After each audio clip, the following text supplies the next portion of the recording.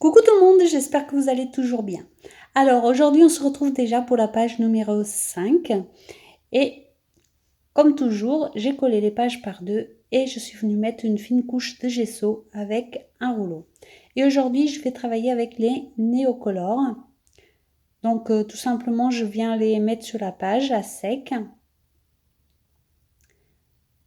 Donc comme vous pouvez voir j'utilise le bleu et je vais utiliser d'autres couleurs pour la suite.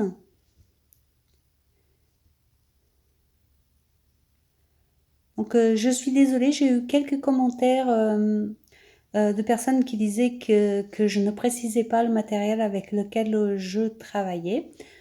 Si c'est le cas, je suis désolée. Il me semble pourtant que depuis que je mets ma voix sur les vidéos, je précise à chaque fois le matériel que j'utilise.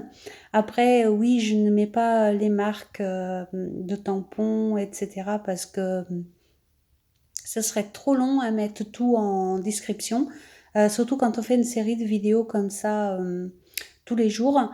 Donc je suis navrée, mais j'ai fait plein de vidéos où je précisais quelle marque j'utilise de tampons. J'en ai pas changé depuis, donc c'est toujours les mêmes. Donc voilà, pour cette petite série, je préfère ne pas préciser à chaque fois. Ce serait trop compliqué pour moi. Mais ici, voilà, c'est du néocolore. Euh, Après, voilà, je ne vois pas l'intérêt de préciser les couleurs exactes, etc., étant donné que le but, ce n'est pas vraiment de faire la même page, mais au pire de s'en inspirer, mais au pire ou au mieux, c'est comme vous voulez. Mais ce que je veux dire, c'est que bah, après, on adapte selon nos préférences, au fait. Moi, j'utilise du bleu foncé, du vert et du jaune. Si vous utilisez juste du bleu et du jaune, vous allez aussi obtenir du vert si vous les superposez. Et puis, si vous n'aimez pas le bleu et le jaune et le vert, vous pouvez utiliser, je sais pas, du rose et du rouge. Je dis un peu n'importe quoi, mais c'est un peu ça. Moi, je fais des petites vidéos comme ça pour partager avec vous, mais voilà, c'est pas, comme dirait l'autre, c'est pas une science exacte. C'est vraiment garder un petit peu de liberté. Vous pouvez vous en inspirer, bien sûr. Je partage pour ça aussi, mais euh, mais voilà, on n'est pas. Par exemple, si je vous dis un bleu, peu importe la tonalité, au fait, c'est un bleu, c'est pas grave. Voilà. Je voulais juste vous préciser ça parce que là, pour moi, franchement, une vidéo par jour, ça serait compliqué de mettre en description tout ce que j'utilise. D'autant plus que j'utilise toujours les mêmes choses. Je n'ai pas de nouveau matériel, donc ça fait plusieurs mois que j'utilise la même chose. Donc voilà. Donc vous avez vu, je suis venue mettre par-dessus les néocolores, je suis venue mettre de l'eau pour les fondre entre eux. Je sèche et je remets des gouttes d'eau pour faire des taches que j'essuie au papier essuie-tout pour faire des taches blanches. Comme vous avez pu remarquer, cette petite série de vidéos n'a rien de compliqué. C'est vraiment histoire de partager avec vous quelque chose que j'avais envie de faire, mais ça reste très simple et très accessible à tout le monde. Je viens continuer d'utiliser le même crayon bleu et je viens faire le contour, mais cette fois-ci à sec. Vous voyez, c'est très simple, il suffit d'étaler le crayon et enfin, vous posez le crayon et vous venez l'étaler avec le doigt et voilà. Ces crayons, c'est vrai qu'on peut les utiliser de plusieurs façons différentes et c'est ça qui est bien.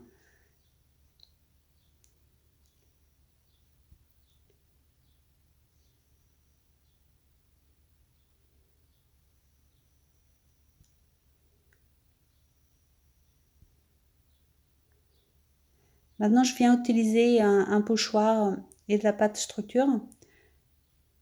Vous avez plutôt l'habitude de me voir utiliser d'abord la pâte structure et le pochoir avant les couleurs.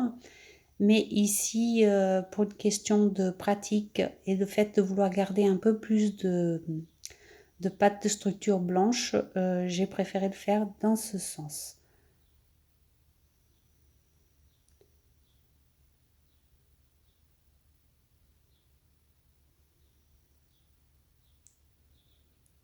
Alors, comme on est déjà au jour 5 de cette petite série, qu'est-ce que vous en pensez? Vous arrivez à suivre? Vous les avez toutes vues? Ça se passe comment de votre côté? Moi, je m'amuse beaucoup, même si, comme je vous ai dit, c'est des pages assez simples. Je m'amuse beaucoup à partager avec vous, à lire vos commentaires. Et évidemment, je me suis amusée à faire ces pages parce que ça m'a vraiment vidé la tête et ça m'a fait du bien. Donc j'espère que pour vous, ça sera pareil.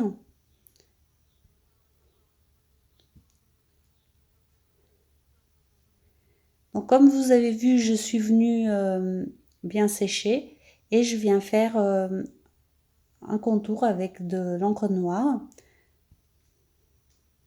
Donc vous avez vu ici, j'utilise l'archival, mais vous pouvez utiliser aussi la Versafine ou ce que vous avez l'habitude d'utiliser, peu importe.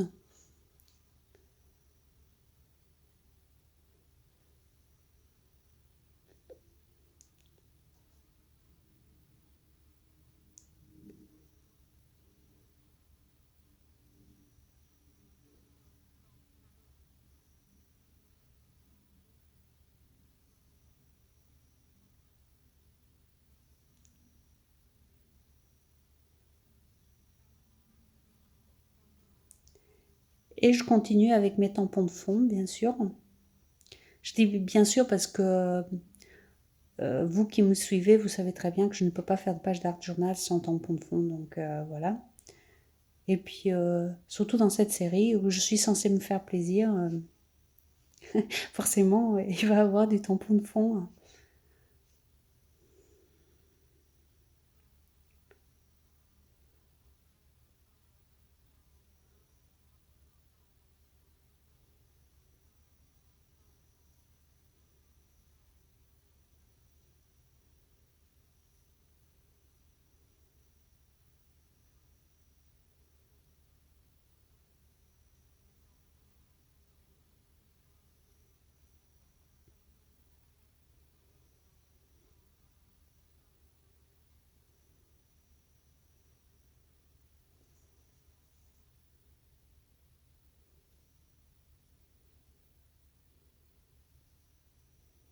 Je voulais aussi vous dire que pour l'instant, le livre tient plutôt bien. Il n'a pas cédé au niveau de la reliure. Bon, c'est que la page 5. Mais pour l'instant, il tient aussi bien qu'un carnet. Donc voilà, je voulais juste vous le préciser. J'ai quand même pris soin de prendre un livre où les pages sont quand même un petit peu épaisses. Vous savez, c'est pas les pages toutes fines qu'on retrouve parfois dans certains livres de poche, mais c'est vraiment des pages un petit peu plus épaisses. Et comme je les ai collées par deux, pour l'instant, je n'ai pas de problème. Bon, généralement, quand les problèmes arrivent, c'est plus en deuxième partie de livre, quand il y a déjà beaucoup d'épaisseur. Donc, je vous dirai au fur et à mesure comment il se comporte et s'il tient le coup ou pas. Donc là, vous avez vu, j'ai pris une image papillon et je suis venue faire une découpe flèche à la Big Shot. Je mets également un petit peu de fil à coudre en dessous pour donner un peu plus de relief. Et je viens coller le tout en bas à gauche. Non, en bas à droite, désolé. Oui, je sais plus où est ma droite et ma gauche. Donc voilà. Non, c'est bien en bas à droite.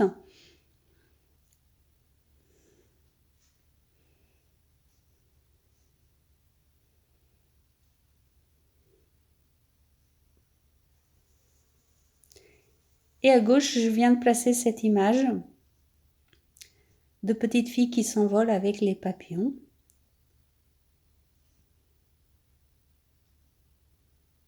Donc comme je vous ai dit, ce carnet, c'est un carnet positif, mais c'est mon positif à moi. Euh, Ça peut être différent, ce que vous voyez comme positif et ce que moi je vois comme positif.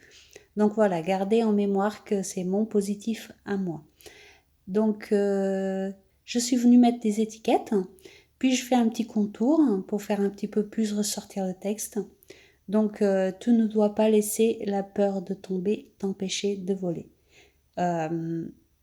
Pour certaines personnes, ça va pas être positif. Pour moi, ça l'est. C'est un rappel comme quoi on ne doit pas laisser tomber, on ne doit pas baisser les bras. Donc, c'est du positif. Voilà. Je vous le précise parce que je sais très bien que d'une personne à une autre, ça peut être vécu différemment. Et vous voyez, la page, elle est pratiquement terminée.